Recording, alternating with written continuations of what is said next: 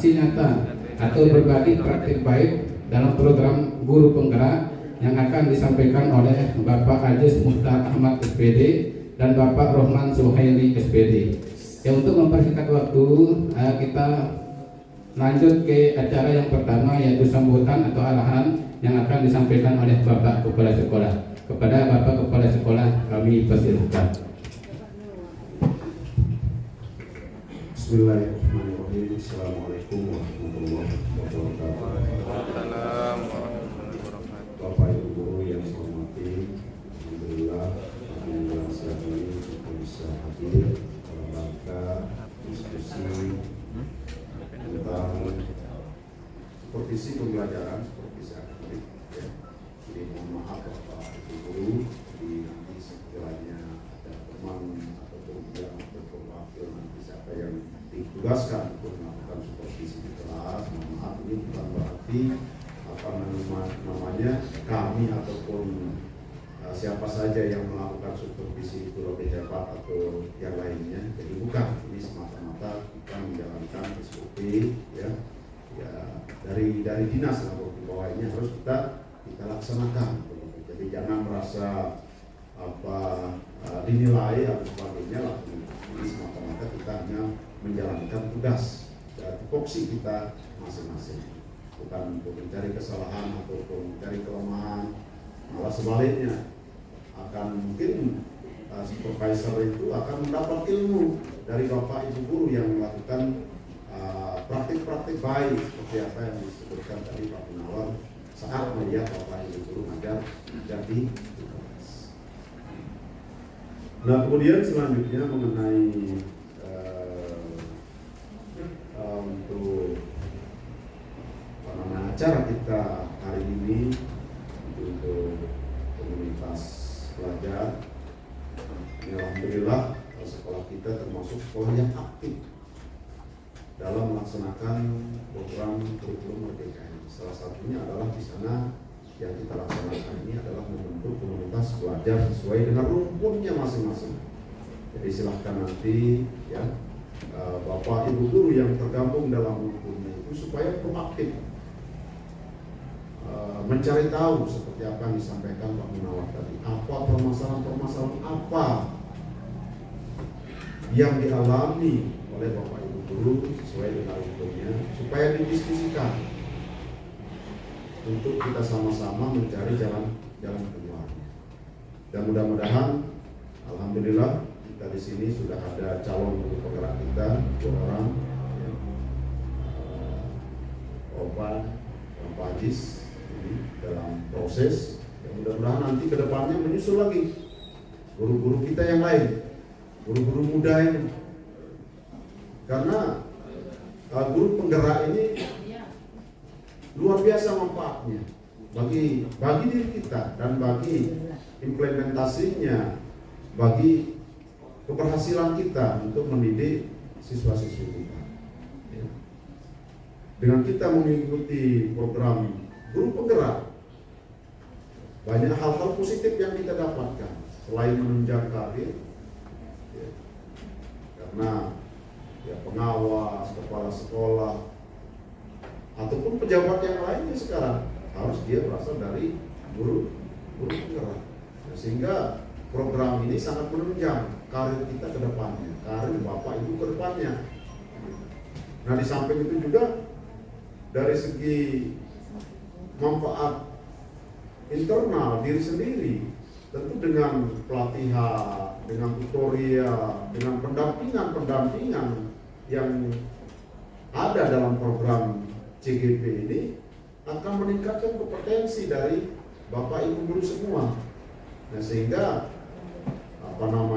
tidak diragukan lagi kompetensi dari Bapak Ibu. Bahkan bagus ya, dijadikan sebagai duta ya, duta NTB model ya, guru penggerak. Ini alhamdulillah ini suatu keberhasilan bagi kita semua. Dan bagi Bapak Ibu guru yang belum, supaya ikut semua mendaftarkan diri. Insya Allah nanti Pak Agus, Pak Munawar, Pak Aziz akan ikut membantu nanti membantu ibu guru semua agar bisa lulus seleksi dalam CGP. Bapak, bagus, Teman-teman. Nah, ini kan insya Allah beliau ini ya akan membantu kita semua Bapak Ibu guru, mendampingi Bapak Ibu guru dalam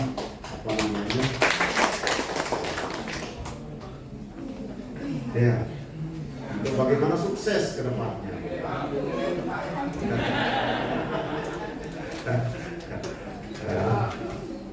Jadi ini mudah-mudahan lah ya, karena dalam program guru penggerak ini luar biasa bagusnya, kita di Gembleng hampir siang dan malam itu ya, kita akan dijali dengan tugas, tetapi efek ya, trickle down efeknya yang positif luar biasa untuk diri kita dan selanjutnya untuk pengembangan dari kita ke depan. Kira mungkin ini sudah arahan ya, untuk kita tidak akan bersama melanjutkan dengan program stempel. Demikian, billahi taufiq wal hidayah. Assalamualaikum warahmatullahi wabarakatuh. Waalaikumsalam. Kemudian yang selanjutnya Bapak dan Ibu, untuk kegiatan selanjutnya kita masuk ke kegiatan yang ketiga, yaitu aksi nyata yang akan disampaikan oleh bapak-bapak calon guru penggerak kita, Bapak Aziz Muhtar Ahmad dan Bapak Rohman Suhaili SPD. Ini nanti akan menyampaikan budaya positif Bapak dan Ibu dengan strategi segitiga restitusinya. Itu mungkin Bapak dan Ibu, silakan untuk Bapak Aziz dan Pak Rohman untuk menghandle acara kegiatan aksi nyata program guru penggerak.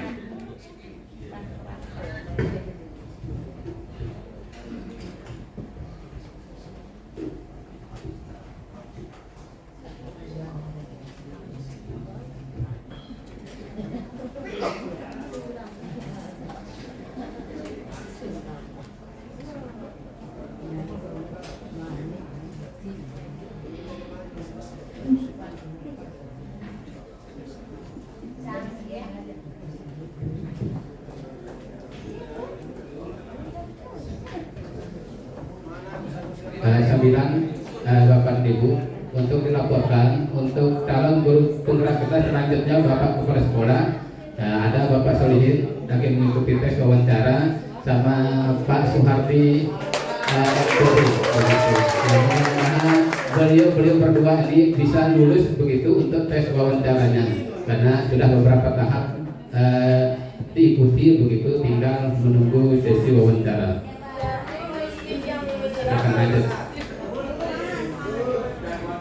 Bismillahirrahmanirrahim. Assalamualaikum warahmatullahi wabarakatuh. Selamat siang, salam sehat untuk kita semua Bapak Ibu guru. Alhamdulillah wa syukurillah, marilah kita panjatkan puja syukur kita kehadirat Allah Subhanahu wa taala karena sampai pada detik ini kita diberikan kesehatan, keafiatan dalam rangka kegiatan aktivitas kita dan tanggung jawab kita di sekolah kita ini. Selawat serta salam tidak lupa kita aturkan kepada junjungan Nabi kita Nabi besar Muhammad Sallallahu Alaihi Wasallam, karena berkat Nabi kita lah kita bisa mengerti arti kehidupan yang sebenarnya. Yang terhormat Bapak Kepala Sekolah, yang kami hormati Bapak Wakil Kepala Sekolah, yang kami hormati Bapak Ibu Guru yang insya Allah mudah-mudahan hari ini tetap bahagia dan tetap semangat Bapak Ibu Guru. Ya. Izin Bapak Kepala Sekolah, terima kasih banyak hari ini sudah memberikan waktu dan tempat sekaligus dalam melaksanakan aksi nyata kami di sini Bapak Ibu Guru. Artinya di sini Tiang sama Pak Guru Rohman Suhaili akan melakukan aksi nyata yaitu di modul 1.4 yang insya Allah nanti Pak Wakil Humas akan ketemu juga dengan ini mudah-mudahan. Jadi di sini modul 1.4 ini yaitu tentang budaya positif. Nah di sini tema kita dalam budaya positif ini adalah menyebarkan pemahaman dan penerapan pengalaman Bapak Ibu Guru. Maksudnya di situ adalah begini Bapak Ibu Guru. Pertama ada satu hal yang harus saya sampaikan. Kegiatan kita di sini ini sekali lagi mohon maaf dari lubuk hati yang paling dalam, mohon maaf bahwa kegiatan ini bukan bermaksud untuk mengajarkan Bapak Ibu guru, Bapak Kepala. Dari tema ini saja sudah Bapak Ibu guru bisa pahami bahwa di sini kita berbagi, Bapak Ibu guru. Berbagi adalah sesuatu yang baru, di mana kita sebagai guru, sebagai pendidik di sini punya tujuan satu untuk anak-anak kita. Jadi hal-hal yang seperti ini bukan bermaksud untuk mengajarkan Bapak Ibu guru. Artinya di sini tiang berbagi. Yang kedua, karena kegiatan ini adalah merupakan keharusan dan kewajiban kami yang sekarang sedang melaksanakan pendidikan ini. Nah, jadi tema kami di sini dalam aksi nyata ini adalah penyebaran pemahaman dan penerapan pengalaman budaya positif. Konsep inti budaya positif. Di sini ada 8 konsep yang harus kami selesaikan. Artinya di sini nanti ada konsep satu yaitu pembelajaran dengan paradigma baru. Yang kedua, miskonsepsi tentang teori kontrol. Kemudian yang ketiga, mengubah paradigma stimulus respon ke pendekatan teori kontrol. Yang keempat, tentang disiplin positif yang tadi sudah disampaikan oleh senior kita Pak Guru Munawar. Yang kelima, nilai-nilai kebajikan Bapak Ibu guru. Kemudian yang keenam di sini ada teori motivasi, hukuman dan penghargaan.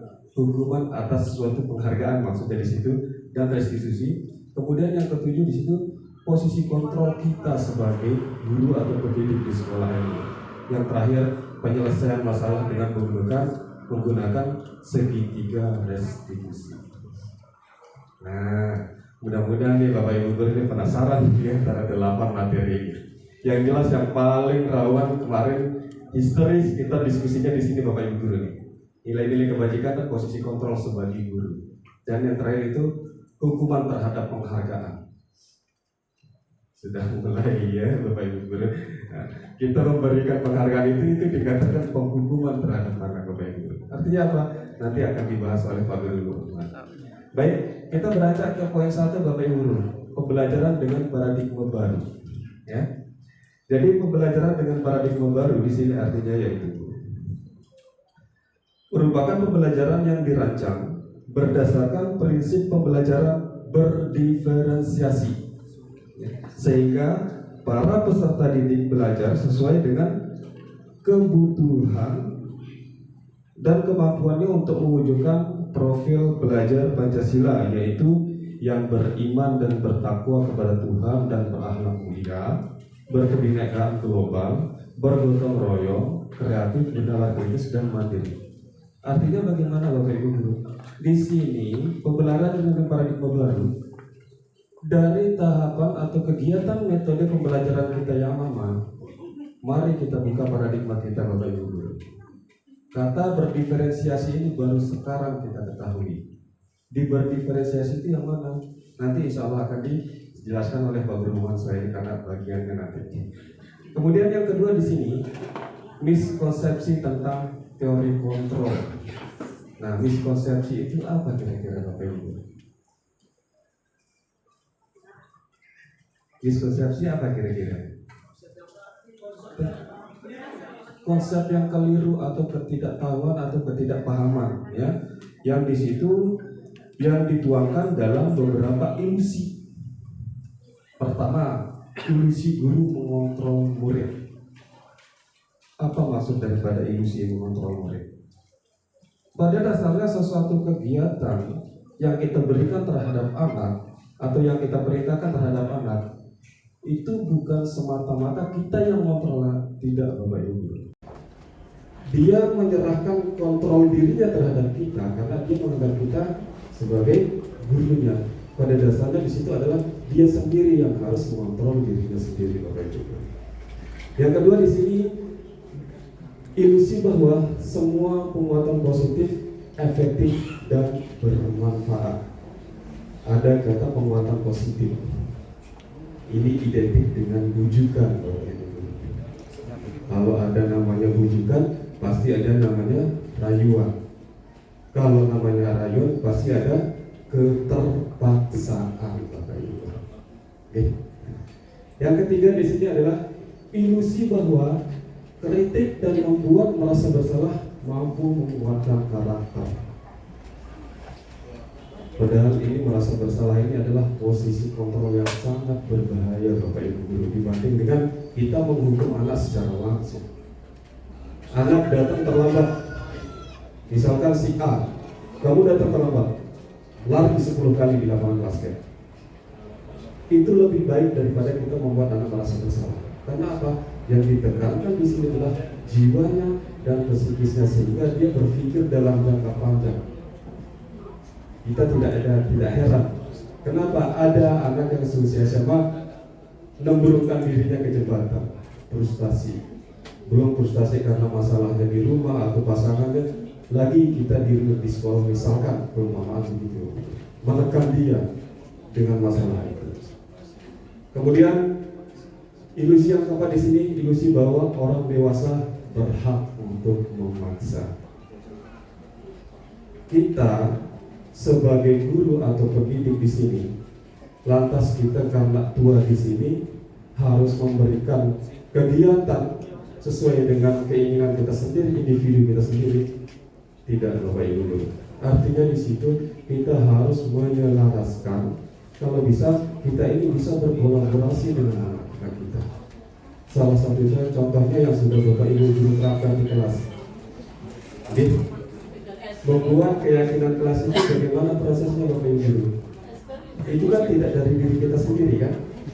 Kita menanyakan ke anak. Artinya sesuatu kegiatan itu tidak berasal dari diri kita sendiri Bapak Ibu. Baik, izin pengolah kita lanjut. Di poin ketiga di sini adalah mengubah paradigma stimulus respon ke pendekatan teori kontrol. Yang pada dasarnya sebelumnya kan, sebelum kita mengetahui tentang teori kontrol yang kita dapatkan di sekolah penggerak atau di pendidikan guru penggerak ini Bapak Ibu, kita sangat mengharapkan yang namanya stimulus respon. Artinya terjadi timbal balik respon baik dari siswa terhadap kita. Di sini ada beberapa pernyataan tentang stimulus respon ke teori kontrol. Yang pertama yaitu realitas kebutuhan kita sama, tetapi menurut teori kontrol di situ realitas atau kebutuhan kita berbeda. Maksudnya apa di situ? Dalam satu kelas itu Bapak Ibu Guru, pada saat kita mengharapkan stimulus respon, kita menganggapkan Bapak Ibu Guru dalam satu ruangan ini punya satu harapan, punya satu keinginan. Tapi kalau di posisi kontrol, berbeda tujuan kita masing-masing Bapak Ibu. Oke.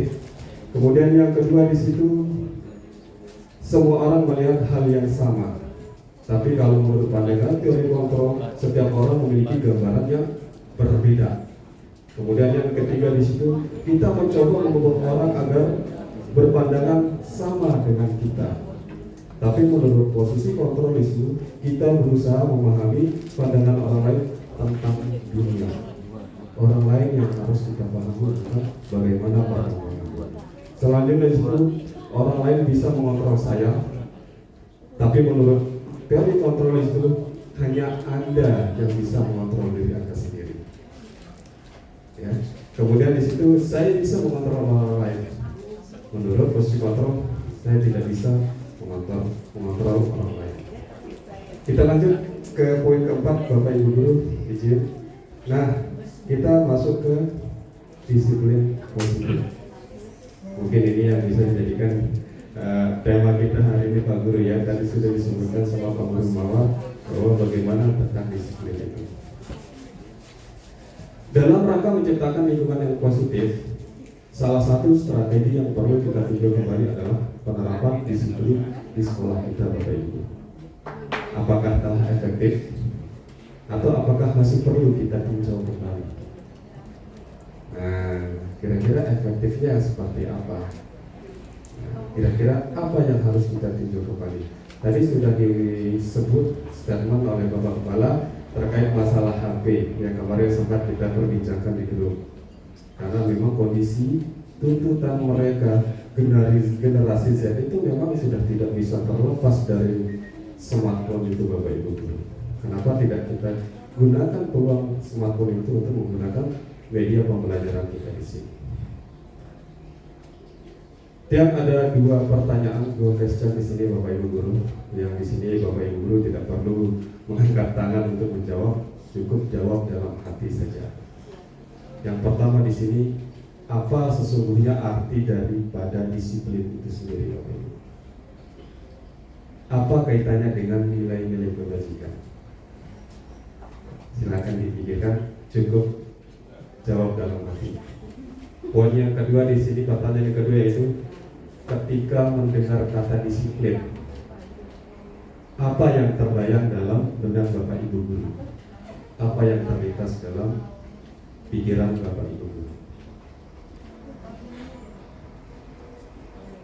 Tentunya di sini bukan siswa saja yang harus kita tuntut untuk disiplin Bapak Ibu Guru, ya.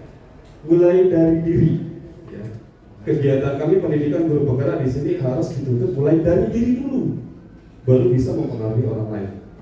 Tidak terlepas dari instansi pendidikan. Mohon maaf Bapak Ibu Guru, kalau kita mau mendisiplinkan anak kita yang sekian ribu banyaknya di sekolah itu, mari mulai dari diri kita Bapak Ibu. Itu pengertian dari sini. Kemudian nilai-nilai kebajikan yang tadi yang sudah disebutkan sebelumnya di sini adalah apa kaitannya dengan nilai-nilai kebajikan? Nilai-nilai kebajikan apa yang kita harapkan yang ada di sekolah kita, terutama terhadap anak-anak didik kita Bapak Ibu. Yang pertama di sini pastinya profil belajar Pancasila. Ini profil pelajar Pancasila. Terus kemudian yang kedua itu sikap murid atau lebih identik dikenal dengan kata karakter. Kemudian yang di sini adalah keterampilan hidup atau life skill. Di profil belajar Pancasila di situ ada 6: beriman, bertakwa kepada Tuhan Yang Maha Esa dan berakhlak mulia. Yang kedua di situ mandiri, bernalar kritis, berkebinekaan global, bergotong royong dan kreatif. Kemudian yang ketiga di sini, yang kedua maksudnya sikap murid yang kita harapkan di sini adalah toleransi, rasa hormat, integritas, mandiri, menghargai, hingga percaya diri dan komitmen. Kita lanjut ke keterampilan hidup atau life skill. Yang kita harapkan di sini adalah anak-anak kita dapat dipercaya, lurus hati, pendengar yang aktif, tidak merendahkan orang lain dan memberikan yang terbaik dari diri. Artinya ketiga dari nilai kebajikan inilah yang sebenarnya harus kita harapkan tertanam terhadap diri kita dan siswa-siswa kita di sini Bapak Ibu. Di sini ada sih nilai-nilai kebajikan yang lain yang banyak, tapi tidak bisa yang sampaikan secara menyeluruh karena terpikir waktu. Yang terakhir di sini adalah teori motivasi, hukuman dan penghargaan dan restitusi Bapak Ibu. Nah, nanti untuk teori motivasi, hukuman dan penghargaan ini karena kegiatan aksi nyata ini kami lakukan per kilo, jadi kami berbagi tugas. Bapak Kepala izin terima kasih banyak. Sekian penyampaian dari tiang Bapak Ibu Guru, kurang lebihnya mohon maaf. Terima kasih. Assalamualaikum warahmatullahi wabarakatuh. Baik, materi yang sangat menarik, Pak Ajis. Silakan untuk pemateri yang kedua, Bapak Rohman. Aku di sini, kamu di mana? Aku di sini. Cek. Bismillahirrahmanirrahim. Assalamualaikum warahmatullahi wabarakatuh. Puji syukur yang tiada terhingga kita aturkan kepada Allah Subhanahu wa taala, di mana pada siang hari ini saya lihat wajah-wajah yang mulai lapar dan lain sebagainya, tapi tetap semangat luar biasa. Cuma Brigabaya memang luar biasa. Ya, salawat serta salam senantiasa tercurah dari junjungan alam Nabi kita Nabi Muhammad SAW yang telah menuntun kita dari alam yang gelap gulita menuju alam yang terang benderang sebagaimana yang sudah pada lihat di depan. Ya, mungkin itu ya.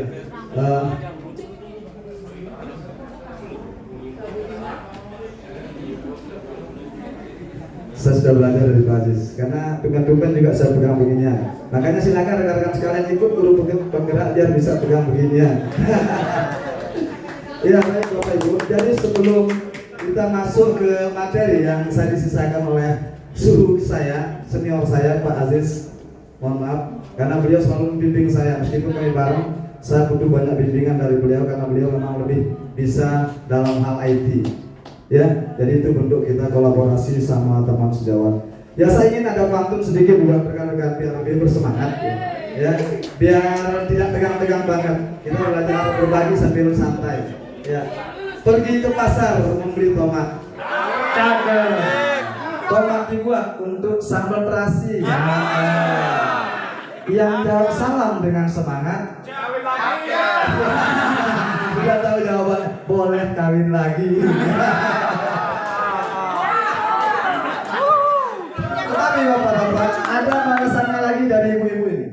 Pergi berjalan ke Pulau Meranti. Sungguh sebentar, singgah sebentar minum kopi. Jika bapak berani kawin lagi, siap-siap bakal dibunuh nanti. Ya. Oke, Bapak Ibu, terima kasih luar biasa. Jadi di sini saya mendapatkan bagian dari tugas kami selaku CGP untuk angkatan 9 ini. Ini salah satu bentuk penerapan nilai positif juga kita selaku guru. Ada salah satu nilai positif yaitu kolaboratif, dan bentuk kolaboratif itu sudah kita terapkan bersama di sekolah kita. Kita berkumpul di sini juga termasuk bentuk kolaborasi kita semua. Dan saya dengan Pak Aziz juga itu sudah menerapkannya dengan cara bekerja sama, sehingga materi-materi yang sama juga bisa kita selesaikan bersama.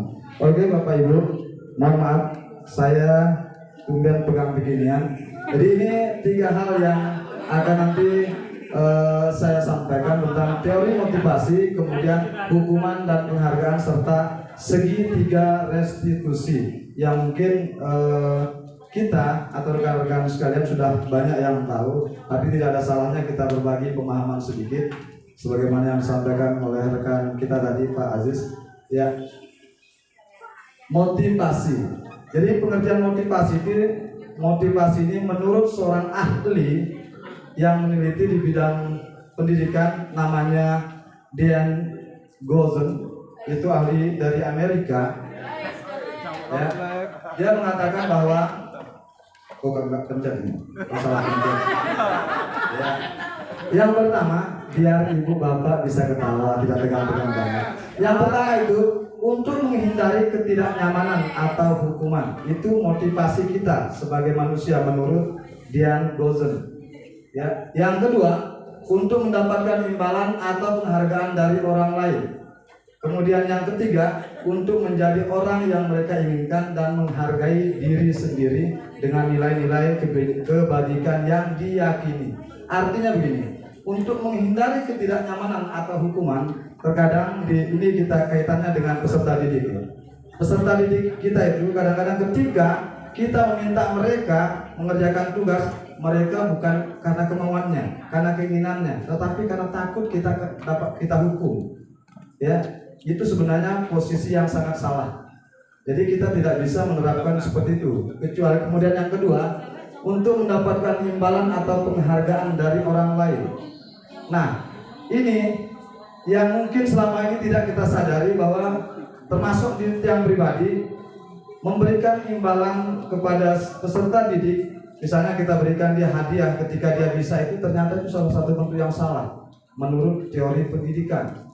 Karena nanti ketika kita misalkan siswa kita bisa kemudian kita berikan reward atau imbalan, maka dia akan bergantung pada imbalan tersebut. Dia akan motivasinya akan mengarah ke sana. Oh, saya harus bisa biar saya bisa mendapatkan ini dari Pak Guru. Nah, itu mereka akan bergantung di sana dan tidak ada potensi yang tergali dari dirinya sendiri.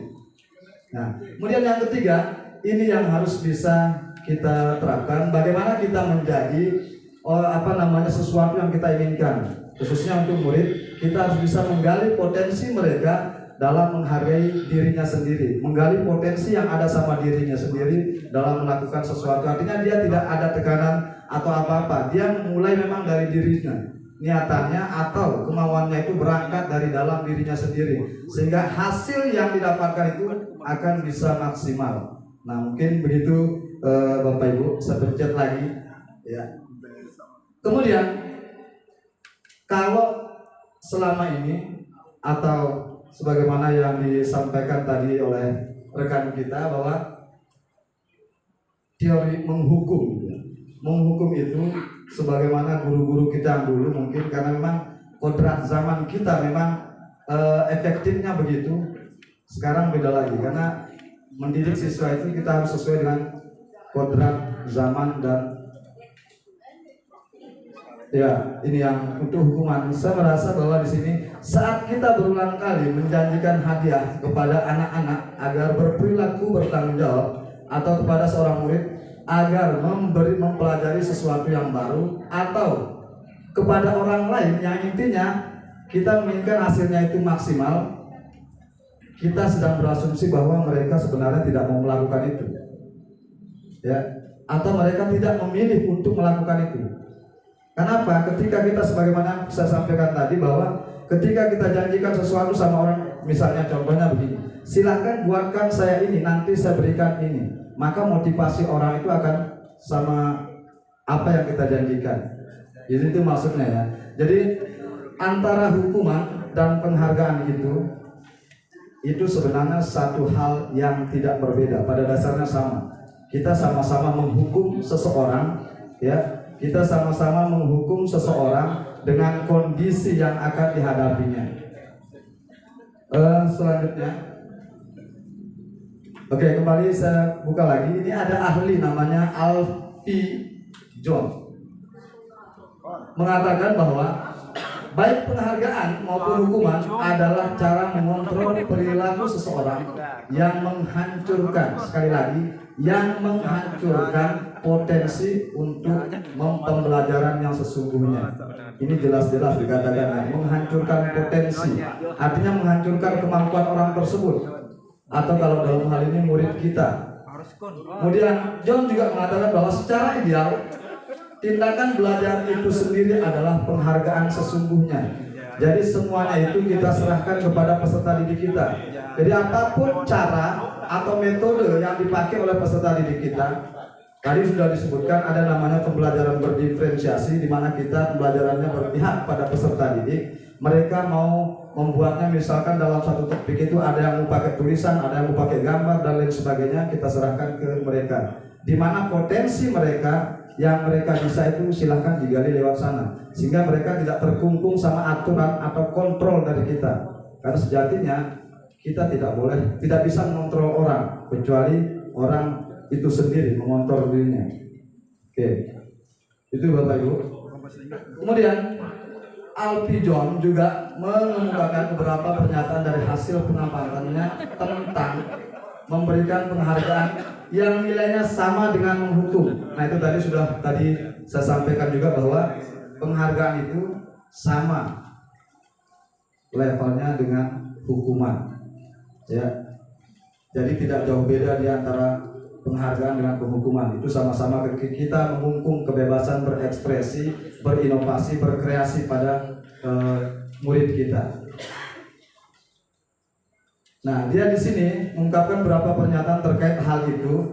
Ada yang pertama itu pengaruh jangka pendek dan jangka panjang, penghargaan tidak efektif, penghargaan merusak hubungan, penghargaan mengurangi ketepatan, penghargaan menurunkan kualitas, penghargaan mematikan kreativitas, penghargaan sifatnya menghukum, penghargaan motivasi dari dalam diri intrinsik, artinya motivasi dari dalam diri itu yang terpakai. Selain dari itu, pengaruh jangka panjangnya bisa kita lihat di depan yang sudah saya bacakan tadi. Jadi yang diharapkan di sini adalah posisi terakhir, pengaruh dari dalam diri atau pengaruh intrinsik dari peserta didik kita itu sendiri. Jadi tidak bisa kita menawarkan sesuatu pada murid kita dan lain sebagainya kecuali mereka mau melakukannya sendiri. Nah, bagaimana cara kita menggali potensi peserta didik kita supaya dia sendiri mau menggali potensi yang ada sama dirinya. Itu maksudnya pada poin yang ini. Oke, kita masuk pada restitusi. Poin yang ke-5. Ya, kita masuk kepada restitusi. Restitusi itu sendiri adalah proses menciptakan kondisi bagi murid untuk memperbaiki kesalahan mereka, sehingga mereka bisa kembali kepada kelompoknya dengan karakter yang lebih kuat. Artinya di sana kita tidak bisa langsung menjustifikasi atau menyalahkan murid kita bahwa apa yang dilakukannya itu salah. Kita terlebih dahulu menanyakan dia apakah yang sudah dilakukan itu benar atau salah menurut dia. Kita buat nanti akan ada jawabannya di segmen akhir ini, ada namanya segitiga restitusi. Kemudian ada proses kolaboratif yang mengajarkan murid untuk mencari solusi untuk masalah dan membantu murid berpikir tentang seperti apa yang mereka inginkan dan bagaimana mereka harus melakukan. Itu yang dikemukakan oleh Kelson Gozen. Ya, ini Bapak Ibu ya. Jadi ada dua kolom yang bergerak bebas yang dibuat oleh rekan kita ini, bergerak bebas ini ya. Artinya di sana penekanannya di sana. Ada namanya identitas gagal, kemudian ada identitas sukses. Dari tiga hal yang sudah kita sebutkan tadi, ada di sana proses hukuman, itu adalah identitas yang gagal. Karena sesuatu yang menyakitkan harus terjadi kalau dari sisi hukuman. Kemudian ada perasaan tidak nyaman untuk murid dalam jangka waktu yang sangat panjang. Kemudian kadang-kadang murid kita juga akan mencari ingin mendapatkan satu bentuk keadilan dari kita. Kemudian ada nanti yang terakhir itu murid tidak akan tersakiti. Ya, konsekuensi di sana sesuatu itu harus terjadi. Artinya ketika kita misalnya sama dengan disebutkan juga tadi, misalnya kita membuat keyakinan kelas. Ini khususnya untuk rekan-rekan wali kelas ya. Tentu kita semua punya keyakinan kelas. Kalau biasanya disebut dengan tata tertib, itu keyakinan kelas yang kita buat. Itu tidak serta-merta kita selaku guru itu secara otoriter membuat aturan itu sendiri. Tentu kita akan melibatkan peserta didik kita. Kira-kira hal-hal seperti apa yang akan kita sepakati terkait kesepakatan itu. Itu salah satu bentuk penerapan budaya positif juga yang disampaikan tadi. Ya, dalam konsekuensi itu dicantumkan di sana sesuatu harus terjadi. Tidak nyaman untuk murid atau anak mungkin dalam jangka waktu yang pendek. Kemudian korban bisa diabaikan, murid atau anak dibuat tidak nyaman. Itu dalam konsekuensi. Nah, sedangkan pada posisi restitusi itu adalah jawaban dari semuanya. Restitusi itu merupakan pilihan. Jadi di sana kita memberikan kebebasan untuk peserta didik kita, anak didik kita membuat pilihan untuk dirinya sendiri. Kemudian menguatkan untuk murid anak dalam jangka waktu panjang. Mereka akan memiliki karakter yang kuat terkait dengan apa yang mereka yakini, apa yang mereka pahami. Kemudian korban mendapatkan ganti apa? Gantinya bukan ganti dalam bentuk uang atau dalam bentuk apa. Mereka digantikan dalam bentuk hal yang sifatnya mereka yakini, itu yang membuat mereka nantinya sukses ke depannya. Kemudian murid atau anak mendapatkan penguatan dalam artian memiliki karakter yang kuat pada dirinya dengan apa yang sudah diyakininya terkait nilai-nilai kebajikan yang sudah dipahami peserta didik kita. Oke. Nah, ini ada posisi kontrol sebagai guru. Kita lihat di sini. Posisi kontrol kita sebagai guru itu ada 5. Nanti kita bahas satu persatu. Yang pertama itu sebagai pemukul. Yang kedua itu nanti ada membuat merasa bersalah. Kemudian yang ketiga ada sebagai teman. Dan yang keempat itu ada sebagai pemantau. Dan terakhir itu sebagai manajer. Nah, posisi manakah kita saat ini? Silahkan kita lihat nanti. Kita renungkan dalam diri kita, kira-kira saat ini kita berada di posisi mana? Apakah kita berada di posisi penghukum? Seorang penghukum bisa menggunakan hukuman fisik maupun verbal. Orang-orang yang menjalankan posisi penghukum senantiasa mengatakan bahwa sekolah memerlukan sistem atau alat yang dapat lebih menekan murid-murid lebih dalam lagi. Ini kalau kita posisi sebagai penghukum. 5 posisi kontrol kita sebagai guru. Kemudian yang kedua itu membuat merasa bersalah. Tidak jarang dari kita, meskipun tidak kita sadari ya, ada kalimat dari kita misalkan, "Nah, kamu tidak sayang ya sama saya. Kamu tahu kan, tiap hari saya nasihat, kamu tidak merasa kasihan sama saya." Dari kalimat itu, kalimat sederhana, padahal kalimat itu datar bentuknya, tapi di sana berefek negatif sama peserta didik kita, karena dia akan selamanya merasa sangat bersalah sama kita. Dan ketika mereka merasa bersalah, maka mereka akan tertekan secara batin. Itu yang mengganggu konsentrasinya terkadang nanti dalam mengikuti proses pembelajaran. Nah, di sini pada posisi ini biasanya guru akan bersuara lebih lembut. Tadi suara saya lembut nggak ya? Keras kayaknya ya. Ya, pembuat rasa bersalah akan menggunakan keheningan yang membuat orang lain merasa tidak nyaman, bersalah, atau rendah diri. Kata-kata yang keluar dengan lembut. Nah, biasanya ini mohon maaf, biasanya diterapkan sama rekan-rekan kita guru BK, pasti bawa ke ruangan khusus untuk menasihati, meskipun mungkin posisi kontrol yang berbeda. Tapi maksudnya kita biasanya bawa siswa kita yang kita anggap punya melakukan kesalahan itu sendirinya, biar apa yang kita sampaikan atau apa yang menjadi kesalahannya tidak diketahui sama rekannya yang lain. Itu meskipun nanti posisinya mungkin posisi kita beda-beda, ada yang buat kesalahan atau mungkin saat dimasukkan ke ruangan itu diberikan hukuman dan lain sebagainya. Nah, posisi yang ketiga nanti sebagaimana sebutkan tadi itu ada posisi sebagai teman. Ya, posisi sebagai teman. Jadi kalau saya sendiri, mohon maaf Bapak Guru yang saya banggakan, jadi saat ini saya merasa diri khusus, tapi ya mungkin khusus di kelas minat saya menganggap membuat posisi saya sebagai teman. Tetapi ternyata setelah melalui fase ini, ya Bang Ajis ya, ternyata ini kurang efektif, lebih banyak negatifnya ketimbang tidak saya bilang tidak ada positifnya, banyak positifnya, tapi lebih banyak lagi negatifnya. Ya di sini di posisi sebagai teman itu, kita sebagai guru itu memposisikan diri tidak akan menyakiti murid yang pertama, namun akan tetap berupaya mengontrol murid melalui persuasi. Ya, melalui persuasi. Posisi teman pada guru bisa negatif ataupun positif. Ya, tadi sudah saya sampaikan. Positif di sini berupa hubungan baik yang terjalin antara guru dan murid. Kemudian guru di posisi teman menggunakan hubungan baik dan humor untuk mempengaruhi seseorang. Nah, jadi selama ini saya menerapkan hal seperti ini juga. Tetapi ternyata di sini kekurangannya bahwa ketika kita menganggap peserta didik kita itu sebagai teman, mereka juga akan menganggap kita sebagai teman. Jadi ketika nanti mereka melakukan kesalahan, seolah-olah mereka enteng sekali, nanti Pak Guru kita lapor ke Pak Guru, pasti dia bantu kita.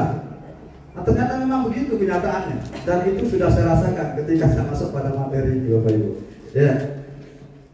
Kemudian ada posisi pemantau. Ya, biasanya ini mohon maaf, Bapak Guru kita di sini, kita kadang-kadang ke depan, ya misalnya Pak Wakasis, mohon maaf ya, ke depan itu posisi melakukan ke depan itu memantau sebenarnya.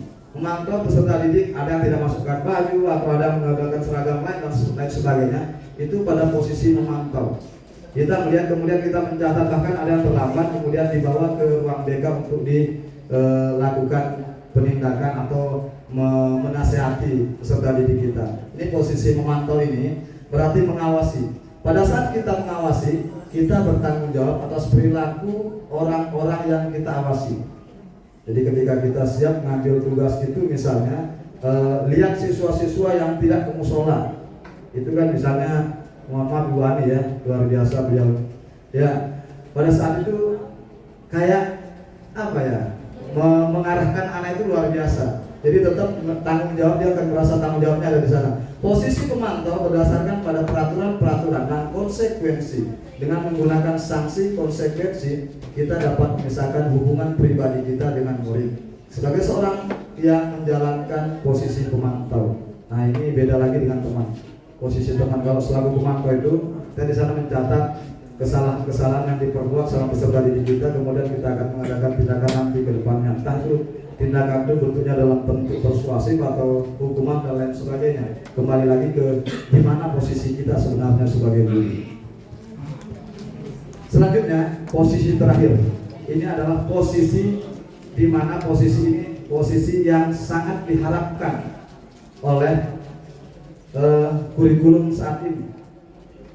Kita selaku guru itu bahkan diharuskan berada di posisi menjadi seorang manajer, sebagaimana dengan konsep pemikiran filosofi Ki Hajar Dewantara, bapak pendidikan kita, bahwa selaku guru itu kita harus belajar atau berusaha menjadi seorang manajer, di mana posisi guru berbuat sesuatu bersama dengan murid, mempersilahkan murid mempertanggungjawabkan perilakunya, kemudian mendukung murid agar dapat menemukan solusi atas permasalahan yang dihadapinya.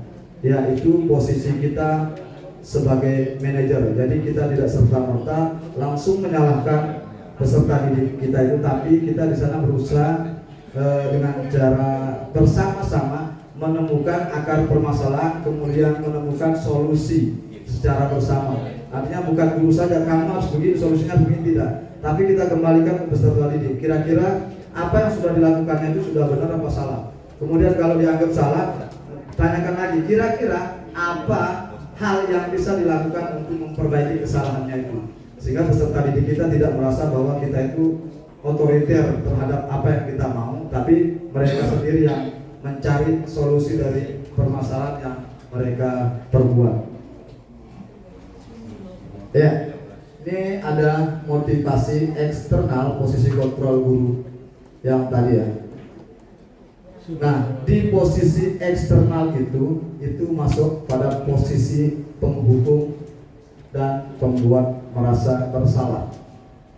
Sejatinya posisi teman juga pemantau dan manajer itu, di sana ada posisi intrinsiknya, artinya ada bentuk motivasi intrinsiknya. Kalau di luar itu yang ekstrinsik atau eksternalnya itu, posisi menghukum dan membuat merasa bersalah itu tentunya bukan dari peserta didik itu sendiri, melainkan dari gurunya.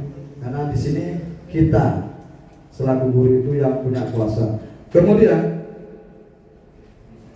kita masuk pada yang terakhir, segitiga restitusi. Sebagaimana yang disampaikan tadi, ya, restitusi itu sendiri sudah tadi saya sampaikan. Jadi karena waktu kita sudah agak siang, teman-teman juga sudah kayaknya ingin cepat, ya saya paham betul karena saya sudah masuk di sini ya, jadi saya bisa baca wajah-wajah juga. Iya, yang pertama itu, ya ada yang pertama namanya menstabilkan identitas. Jadi ketika kita menyelesaikan permasalahan siswa itu, yang pertama kita lakukan adalah menstabilkan identitas. Di bagian ini segitiga bertujuan untuk mengubah identitas anak dari yang merasa gagal menuju kepada merasa gagal karena melakukan kesalahan menuju ke hal yang sifatnya kesuksesannya. Ya, jadi berbuat, misalnya dengan kata-kata berbuat salah itu tidak apa-apa. Tidak ada manusia yang sempurna. Saya juga pernah melakukan kesalahan seperti itu. Kita bisa menyelesaikan ini. Artinya ada kata kita bisa menyelesaikan ini, itu kata kuncinya. Artinya kita menyelesaikannya bareng-bareng. Nah, poinnya adalah kita semua akan melakukan hal terbaik yang bisa kita lakukan. Kemudian yang kedua ada validasi tindakan. Di bagian ini kita setiap tindakan kita lakukan dengan suatu tujuan. Memvalidasi itu artinya kita mengetahui dulu kesalahan yang diperbuat itu seperti apa. Memenuhi kebutuhan dasar.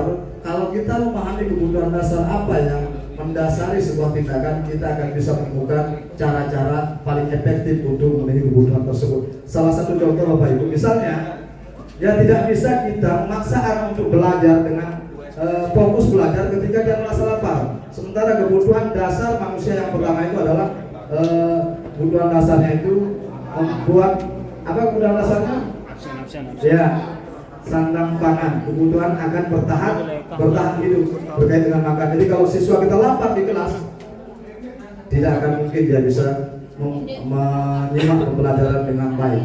Kemudian poin yang diharapkan semua perilaku memiliki alasan. Tentunya apa yang dilakukan oleh siswa itu melakukan kesalahan itu, ya. Melakukan kesalahan itu tentu ada alasannya masing-masing. Kemudian yang terakhir, ya, yang terakhir itu menandakan keyakinan. Jadi mohon maaf Bapak Ibu, ini yang terakhir. Jadi perlu kita ketahui bersama bahwa tadi sudah saya sampaikan bahwa membuat kesalahan itu pada siswa itu tentu ada alasannya masing-masing. Kenapa dia mengambil barang orang, makanan temannya, mungkin karena dia lapar. Kenapa dia memukul temannya, mungkin karena dia diejek dan lain sebagainya. Jadi kita harus temukan semua itu. Kemudian kita tanyakan kepada mereka seperti tadi. Kemudian tanyakan juga kira-kira bagaimana caranya memperbaiki kesalahan tersebut supaya tidak diulangi kembali. Dan selebihnya kira-kira apa yang bisa dilakukan supaya kondisi kembali normal. Ya, mungkin itu yang bisa kami sampaikan dalam pertemuan kali ini. Mohon maaf jika mungkin ada kesalahan, boleh nanti di belakang layar kita diskusikan bersama. Izin, terima kasih. Wabillahi taufiq wal hidayah. Wassalamualaikum warahmatullahi wabarakatuh. Waalaikumsalam warahmatullahi wabarakatuh. Baik, sangat bagus apa yang sudah dipaparkan oleh Pak Rohman Suhaili tentang budaya, menanamkan budaya positif di dunia pendidikan atau di sekolah kita ini. Bapak dan Ibu guru, tugas kita sebagai guru tersebut sesuai dengan filosofi Ki Hajar Dewantara itu menuntun siswa untuk mencapai kodrat dirinya, untuk mendapatkan kebahagiaan dalam belajar. Karena sekolah itu adalah taman siswa Bapak dan Ibu. Mari kita tanamkan budaya-budaya positif yang ada di sekolah kita. Hukuman seperti apa yang disampaikan oleh Pak Rohman Suhaili itu kita kurangi Bapak dan Ibu untuk hukuman-hukuman yang bersifat kekerasan sesuai dengan apa yang disampaikan oleh Pak Rohman Suhaili. Baik Bapak dan Ibu,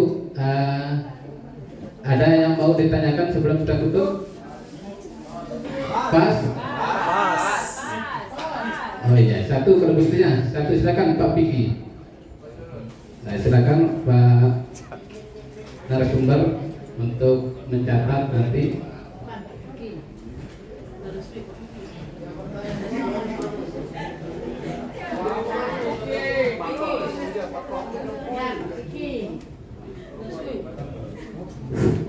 Assalamualaikum warahmatullahi wabarakatuh. Waalaikumsalam. Perkenalkan diri Pak. Perkenalkan diri bangun biar kita bisa melihat. Ya, nama saya Robi Jarataya. Siapa? Sedikit saja Pak Moderator, Pak pembicara mengenai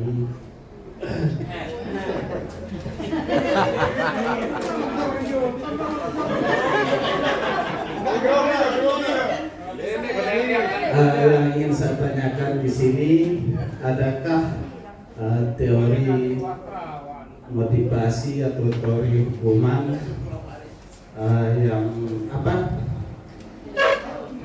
yang tidak dari luar, maksud saya dari pendiri bangsa kita, ya. Kan tadi ditampilkan itu semuanya dari luar.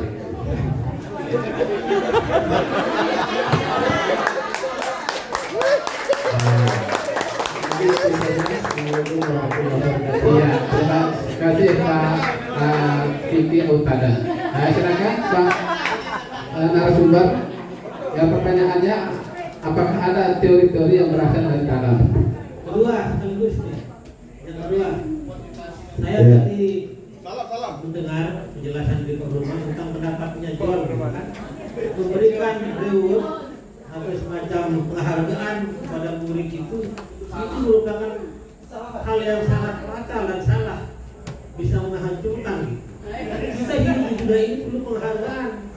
Contohnya kita jadi guru kan, dihargai dengan diberikan gaji dan sebagainya atas kinerja kita. Dan juga kita sebagai makhluk Tuhan di bumi ini penghargaan dari Tuhan dalam bentuk diberikan pahala. Kenapa Anda bisa mengalami pendapat ajaran dari Amerika?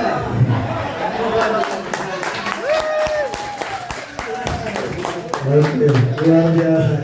Jadi izin ya, saya akan menjawab semampu saya, Bapak Ibu. Jadi ini salah satu bentuk semangat kita yang membara dalam memahami konsep-konsep yang saya sampaikan tadi. Terima kasih atas pertanyaannya. Jadi yang pertama saya ingin sampaikan bahwa ke Pak Kiki Autada ya.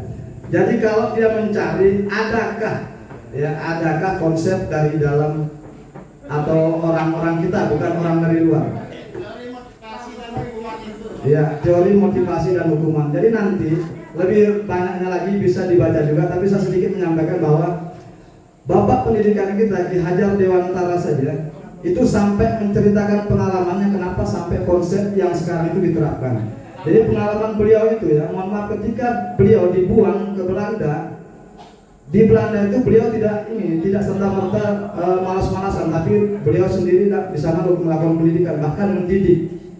Nah di sana itu kan ada musimnya musim dingin misalnya, ada musim salju. Ketika dia bekerja, Ki Hajar Dewantara sedang sibuk bekerja dengan tumpukan tugas yang luar biasa. Anaknya yang kecil itu datang terus mengganggu dia, sampai dia merasa emosi. Ya, anaknya itu bahkan diusir, disuruh tidur di luar. Hampir semalam suntuk tidur di luar. Tapi setelah tengah malam dia keluar, melihat anaknya itu kedinginan bahkan hampir beku. Di sana muncul pemikiran bahwa apa yang sudah dilakukan itu sangat salah.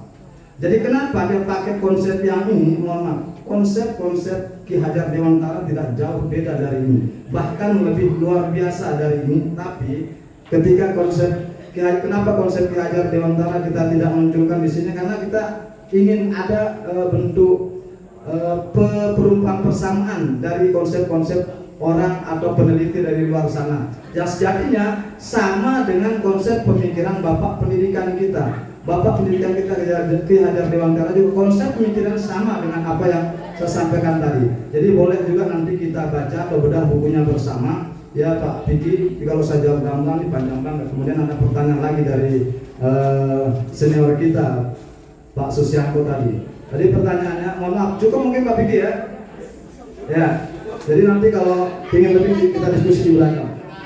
Ya, kemudian yang kedua ada pertanyaan dari rekan kita atau senior kita Pak Susyanto bahwa kenapa penghargaan dan hukuman itu dianggap sama, bahkan katanya di sana tadi sebagaimana yang dimunculkan di slide itu sangat apa disampaikan tadi Pak Yanto? Nah, sangat menghancurkan. Maksudnya di sana adalah ini kaitannya dengan peserta didik Pak Guru. Jadi ketika tadi juga sudah saya jelaskan bahwa bentuk penghargaan kita itu misalnya kita menjanjikan sesuatu sama peserta didik kita, maka di sana kita sudah menghancurkan karakter peserta didik kita itu sendiri. Artinya potensi yang ada di dalam jadi tidak jauh, jangan terlalu jauh kita menafsirkan ini sampai pada ranah agama dan lain sebagainya. Ini konsep pendidikan kita sama peserta didik kita. Jadi harus digarisbawahi batasannya sampai mana. Ya. Jadi kalau kita menjanjikan reward atau hadiah peserta didik kita, maka peserta didik kita itu akan merasa ketergantungan dengan hadiah itu. Dia tidak akan mau belajar kalau tidak diberikan hadiah. Dia tidak akan menyelesaikan sesuatu dengan maksimal manakala dia tidak akan mendapatkan hadiah. Ya. Dan yang lain lebih fatalnya lagi, nanti rekan-rekannya yang lain itu ketika yang satunya kita berikan hadiah, maka yang lain alurlah katanya. Kalau bahasa kita biarin sudah, toh juga yang dapat hadiah dia saja yang pintar. Itu merusak mental rekan-rekannya yang lain juga. Nah, jadi itu ya pengalaman seperti itu ya. Jadi itu yang dimaksud Pak Guru, Pak Susyanto, maksudnya ranahnya di peserta didik kita. Jadi bukan pada ranah agama atau ranah yang lain-lain. Ya. Jadi ketika kita menjanjikan semacam hadiah kepada peserta didik kita, dia akan merasa sangat ketergantungan sama hadiah itu. Motivasi belajarnya akan bergantung sama apa yang kita janjikan. Itu harus kita hindari. Ya, mungkin itu Pak Guru, mohon maaf. Nanti selebihnya juga boleh kita diskusikan di luar. Saya sangat semangat kalau nanti kita diskusi di luar, karena saya lihat nanti Pak Mawar sudah gini-gini tangannya kayaknya sudah ini kehausan banget. Ya, itu mungkin yang bisa saya sampaikan Pak Mawar. Kurang lebih mohon maaf, selebihnya nanti kita diskusikan bersama di belakang. Terima kasih. Pak narasumber tambahkan sedikit. Jadi supaya tidak membias, mungkin Jadi Pak narasumber selalu tadi menyampaikan beberapa teori itu selalu tidak ada teori pembandingnya. Karena itu banyak yang terkait. Tadi disebut bahwa pemberian reward itu sangat fatal. Jadi reward itu tidak saja berupa penghargaan, berupa barang. Tepuk tangan itu sudah berupa reward. Menepuk bahu, kamu hebat. Itu reward, bukan menghancurkan. Jadi punishment dan reward itu bukan reward ya. Jadi mohon jadi saja berikan teori pembanding. Jadi ini kan pendapatnya ini, ada juga pendapat lain. Jadi kadang-kadang hal-hal yang sudah dilakukan Bapak Ibu kadang-kadang memberikan fatal. Dalam agama, tadi kita tidak bisa menyampaikan pendidikan dalam agama. Bahkan dalam agama pun ketika dia tidak mau sholat, bahkan sampai pukul jangan sampai kaki. Itu bagian dari punishment. Nah, itu yang kita tidak lepas dari itu bagian dari pendidikan. Bahkan istrimu pun kan, kalau dia macam-macam bahkan sampai pukul pun juga jangan sampai. Nah seperti itu bagian dari pendidikan.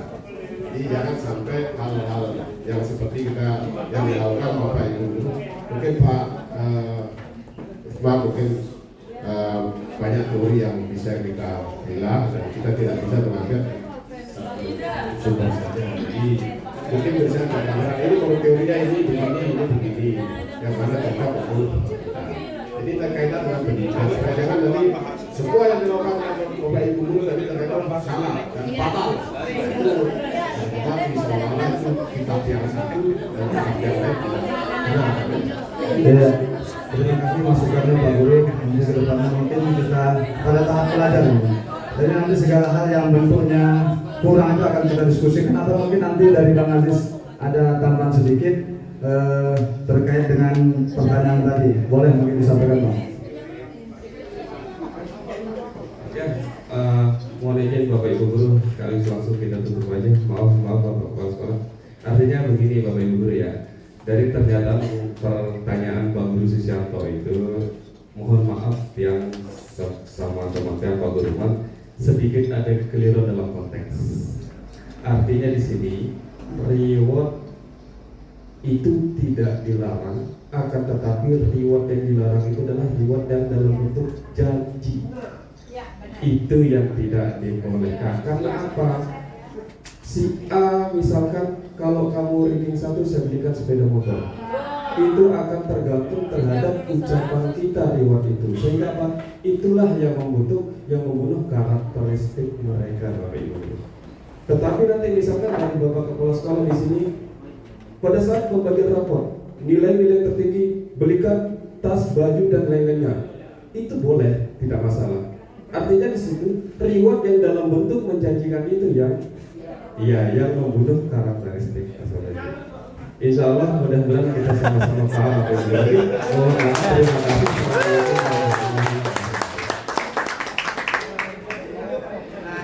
Saudara Pak Boy yang dibantai. Boy saudara biar dibantai. Iya, baik Bapak dan Ibu. Ini yang namanya diskusi formal Bapak dan Ibu. Ya, karena tujuan kita baik Bapak dan Ibu, ingin memajukan sekolah kita, ingin bagaimana budaya sekolah kita menjadi budaya yang positif Bapak dan Ibu. Oke Bapak dan Ibu, karena ini jam 12:35 untuk menutup kegiatan kita ini, kita minta kesediaan Bapak Suhardi untuk memimpin doa. Silakan kita waktu dan tempat dipersilakan. Baik, terima kasih untuk menutup aktivitas kita siang ini. Mari kita sama-sama membaca suratul Fatihah dalam hati. Sekian, assalamualaikum warahmatullahi wabarakatuh. Ya, terima kasih saya sampaikan kepada Bapak Suhardi. Dengan tutupnya pertemuan kita ini dengan doa, maka selesailah acara diskusi kita hari ini. Hari Bapak dan Ibu untuk kita sama-sama memberikan surat doa. Terima kasih. Wassalamualaikum warahmatullahi wabarakatuh.